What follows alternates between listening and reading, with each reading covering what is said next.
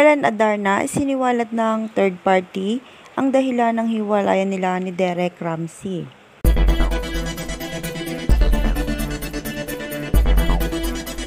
Isang malaking usapin sa mundo ng showbiz ang muling paglutang ng issue sa pagitan nina Ellen Adarna at Derek Ramsey matapos ibunyag na sinasabing third party ang tunay na dahilan ng kanilang hiwalayan.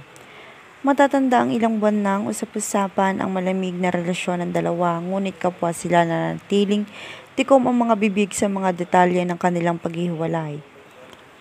Ngunit kamakailan lamang isang malapit na source na umano'y may direktang kaugnayan sa naging third party ang nagsiwalat ng katotohanan.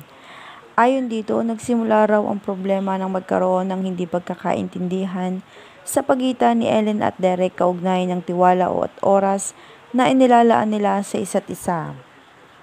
Habang abala si Derek sa kanyang mga proyekto at personal na commitments, si Ellen naman ay labis na naapektuhan sa kakulangan ng atensyon at komunikasyon.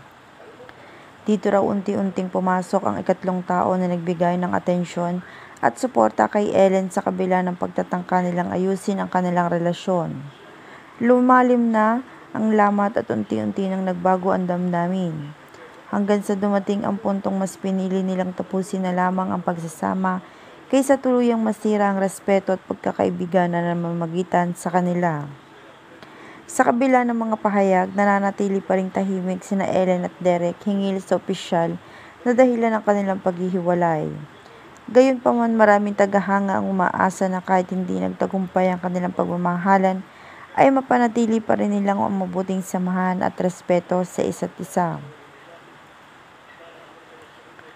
Matapos nga ang matagal na pananahimik, unti-unting lumabas ang emosyon ni Ellen Adarna tungkol sa kanilang hiwalayan ni Derek Ramsey. Bagamat matibay at palaban ang kanyang imahe sa publiko, hindi may kakaila na labis siyang nasaktan sa naging takbo ng kanilang relasyon. Ayon sa malapit sa aktres, dumating si Ellen sa puntong napagod siya sa paulit-ulit na hindi pagkakaunawaan. Aniya, ibinigay niya ang lahat ng niyang ibigay bilang asawa at katuwang oras, tiwala at pagmamahal, subalit dumating pa rin ang pagkakataon na tila hindi iyon naging sapat.